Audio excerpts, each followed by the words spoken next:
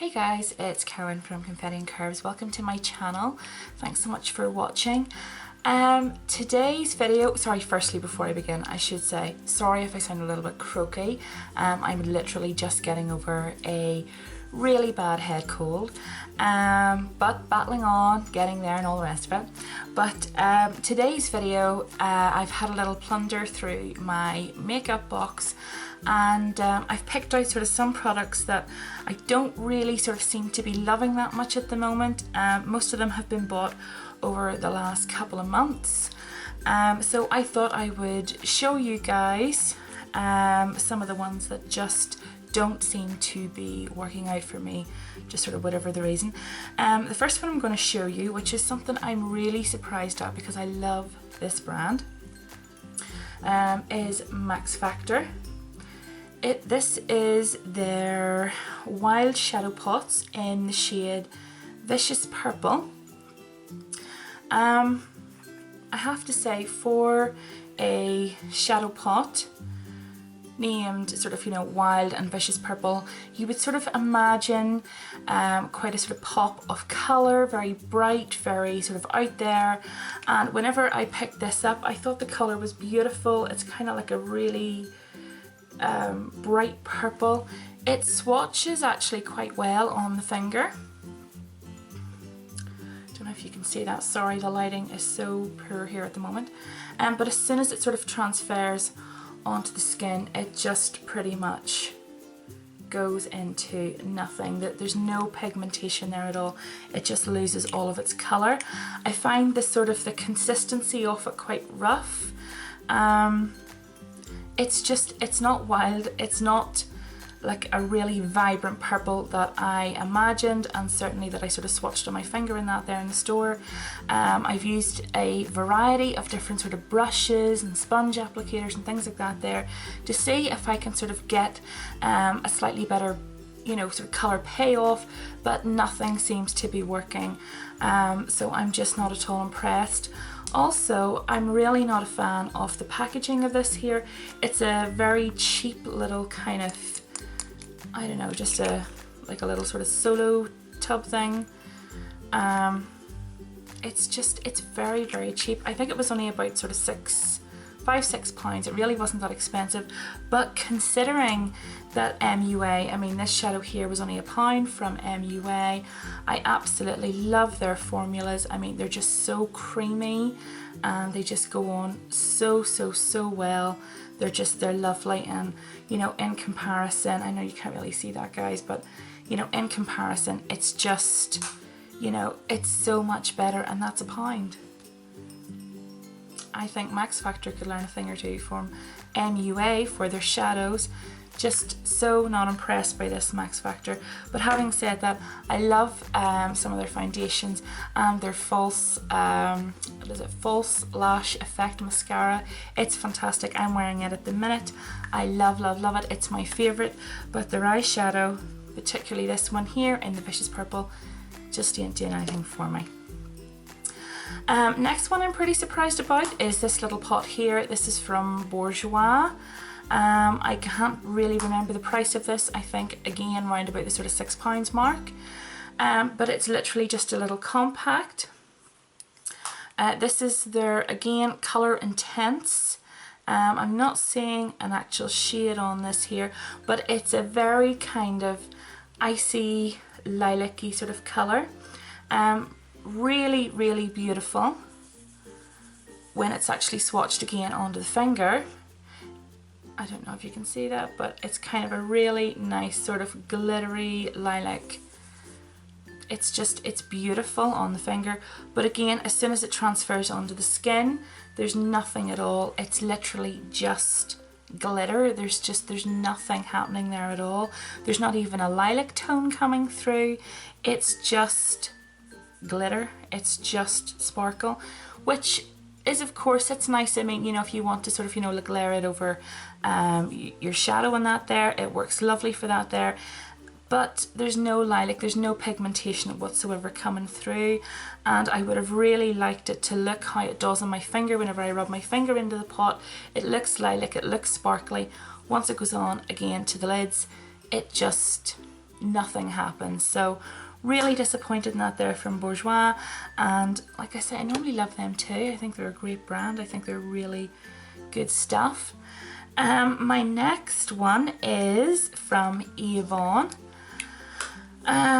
This here is a compact. This is the True Colour Eyeshadow Duo in the shade Pink Ice.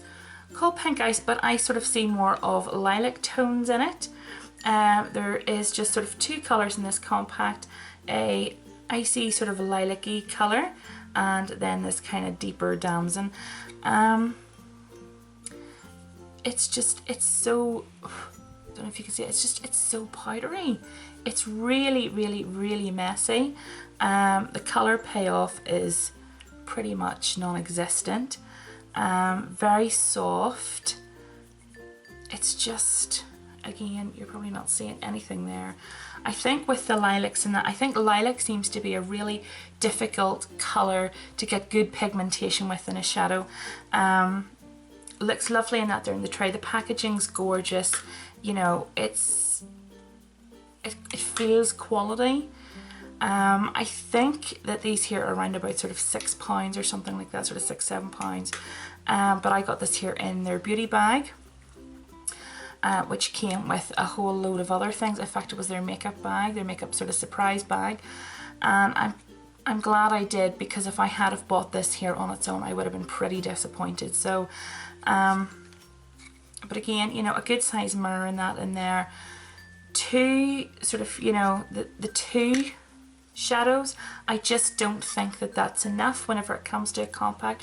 I really think that you need a good sort of, you know, trio, an all over lid colour, a good transition colour, and then a nice outer crease in that there for sort of some definition.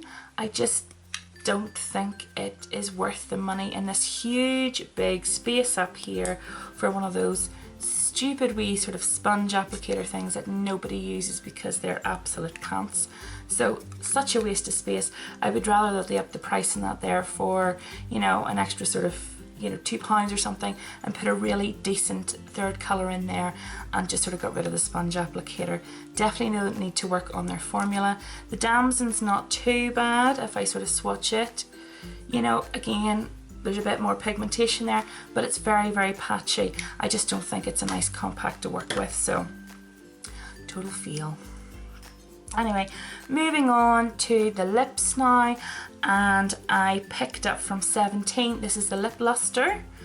The Lip Luster lip gloss in the shade Stop and Stare. Beautiful colour, gorgeous on the lips and all the rest of it. Really soft pink, sort of, you know, it's just a really, really, really nice colour. But my gosh, it just sort of feels like you're wearing craft glue, because your lips literally just lock together with almost like a sort of suction. It's horrible. Go outside and your hair blows about and it's just, your lips are just literally covered in hair, especially if you've got sort of long hair like me. Nightmare, absolute nightmare.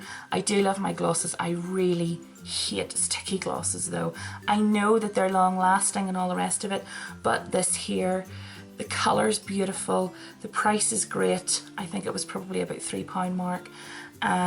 But the formula, how it feels on the lips, it's awful.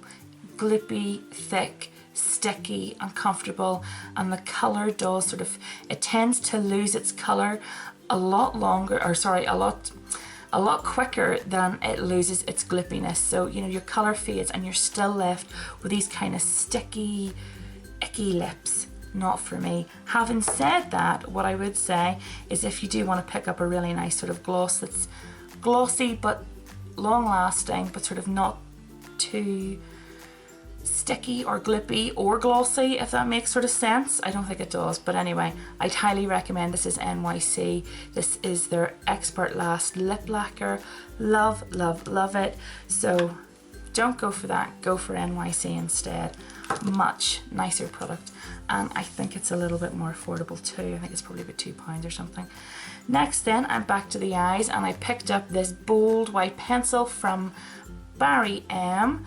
It's a waterproof eyeliner. I've never known anything quite like this. Firstly, the nib, the actual white nib. I don't know if you can see that, but it actually moves around. It's not secure. The actual lead of, you know, well, not the sort of the centerpiece, what would be the lead of the pencil, is totally, it's loose inside the wood. Completely chunky. I mean, I don't know if you can sort of see that, but it's just, it crumbles. I mean, it's, look at that. I mean, what is that? It's crumbly, it's white, it's chalky. I mean, you know, if you were to put that on your waterline, it breaks up into big chunks. It goes into your eyes are stinging. It's a whole host of situations going on there. So it's a definite no. Barry M, you need to work on your formula. That's just, it's awful. And I have to say, I find the white just a wee bit sort of too harsh whenever I'm lining the eyes. I definitely think a nude colour is much better, but I would not recommend this here at all. And if they're eyeliners or anything, in fact, I'm pretty sure I used to have a Barry M black eyeliner and I think it was grand, but the bold white pencil, no go. Forget about it. Another eye pencil that really annoyed me is the Avon Glimmer Stick. I think I have mentioned this before. I can't remember, but it was lying about my makeup box anyway, so I thought, well, I'll put it in just in case. But this here is a purple colour. You can't even see that. The nib, I find that the nib's just too thick. I don't really like these sort of wind up things because you kind of, you know, at least with a pencil, you can sort of sharpen it into a really neat point.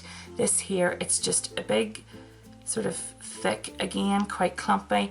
In the book, it sort of showed that there was glitter and stuff and that it looked really cosmic like it says on it. There's no glitter to be found, and if there is, it's minuscule and no human eyeball could pick up on that, literally. Terrible to apply. It's not purple. It's a grey color. I don't even see any sort of purple. Very lightly. It is called Purple Haze though, but it's not a nice color. It's not a nice pencil to use. There's no glitter in it. There's no shimmer in it. It doesn't look anything like it does in the catalogue. And I think that this is why I don't tend to order huge amounts of makeup from Avon, because, you know, in the book it looks, you know, it looks fabulous, and then you get it home because you haven't swatched it or whatever. Things that you can do in a drugstore, sometimes it just doesn't add up, and then that really puts me off. So I much prefer going into drugstores and sort of swatching and testing as opposed to taking a chance and buying something in a book. I know some of this stuff, I guess you can sort of send back if it's Avon, but to be honest with you, I really can't be bothered with that hassle. So yeah, not loving the Avon Glimmer Stick or their eyeshadow. Sorry Avon, there are some fabulous products though that I do love from them. But what I would say is, if you are looking for a good eyeliner that is glitter, go with a collection. This is their Glam Crystals. I did mention this here in a haul a couple of weeks ago. Beautiful eyeliner, totally glitzy. I'll put it beside this one here, and it's just full of sparkle. You don't need to be an expert at eyeliner. Can you see that? Just sort of there, it's sort of sparkling. Hope you can sort of see that. This lighting is so bad. Winter time issues with low lighting, but it's really sparkly. And like I say, you don't need to be an eyeliner pro to apply it, because it is quite, you know, it's really just sort of a series of glitter. So you don't need to be that precise with it, I think is what I'm trying to sort of say. Can't seem to get the words out today. But anyway, that is my sort of selection of feels. Have you tried anything here? Please let me know in the comments below. I would love to get your feedback too. Don't forget to hit the like button and the subscribe as well too, if you don't want to miss out on any future videos. And you can head over to my blog, which is www.confettiandcurves.com. Thanks so much indeed for watching, guys. Have a wonderful week. Keep safe, keep healthy, keep happy, all the rest of it. And I will see you all again very soon. Bye.